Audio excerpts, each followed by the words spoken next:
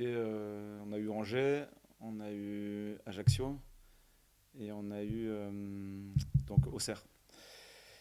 Donc les 3 fois, donc il y a Ajaccio où en fait on a fait le match qu'on devait faire face à ce type d'adversaire, c'est-à-dire marquer tôt, marquer juste avant la mi-temps et remarquer en début de deuxième. Donc face à ce type d'adversaire qui va avoir un bloc très compact, qui va rechercher de la petite erreur pour se projeter, c'est le scénario idéal. Et quand ce scénario ne se présente pas, forcément, ça donne un match où il y a peu de prise de risque de la part de celui qui se déplace dans cette configuration. Et nous, on est amené progressivement à en prendre toujours un peu plus et quelque part à ouvrir des espaces qui sont recherchés par nos opposants. Donc, on a, je pense qu'on avance sur cette partie-là du jeu, c'est-à-dire notre capacité à la fois être, je dirais, impactant sur nos attaques placées, tout en ne se découvrant pas trop. Et c'est le premier quart d'heure d'Auxerre qui, de ce point de vue-là, avait été enfin, plutôt défaillant. Et donc, je pense que vous en souvenez, on prend 3 ou 4 transitions consécutives.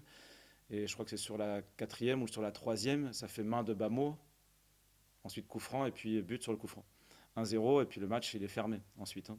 Et bon, moi j'ai l'espoir à chaque fois de pouvoir capitaliser sur le petit rebond qu'on vient de réaliser. Ça a été le cas contre Ajaccio, on avait senti que ça repartait, et puis finalement au Auxerre, ça avait un peu chuté. Là, on vient de faire Lyon, où sur pas mal d'éléments dans notre jeu, on a été beaucoup plus incisif et il y a eu de la qualité. Et j'espère qu'on va pouvoir capitaliser contre 3. Maintenant, il faut toujours recommencer et ça sera rendez-vous dimanche, en espérant pouvoir justement, sur ces expériences qui viennent de passer, montrer qu'on a avancé et puis se rapprocher plutôt d'Ajaccio avec la qualité de jeu qu'on a pu démontrer contre Lyon, plutôt que de retomber un peu dans nos travers instables, en quelque sorte, qu'on a pu connaître contre Angers et contre Auxerre. Enfin, la grosse entame, c'est surtout si on est capable de marquer tôt. Parce que si on marque tôt, l'adversaire sort de son plan. Donc le plan idéal, c'est toujours que le match dure un peu, qu'il n'y ait pas comment dire, de but encaissé, parce que ça les oblige à se découvrir. À partir du moment où ils se font impacter au score, leur plan change tout de suite.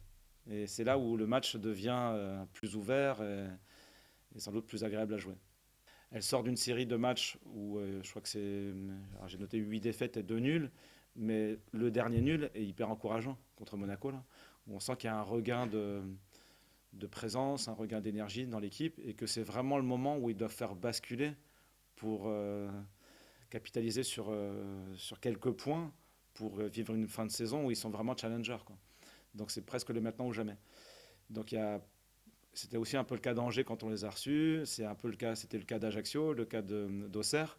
Donc là c'est vraiment le moment un peu clé où ils se disent on arrive à arracher des points, on peut y croire jusqu'à la fin de la saison. Si ce n'est pas le cas, la saison peut vraiment être très difficile à vivre, la fin de saison.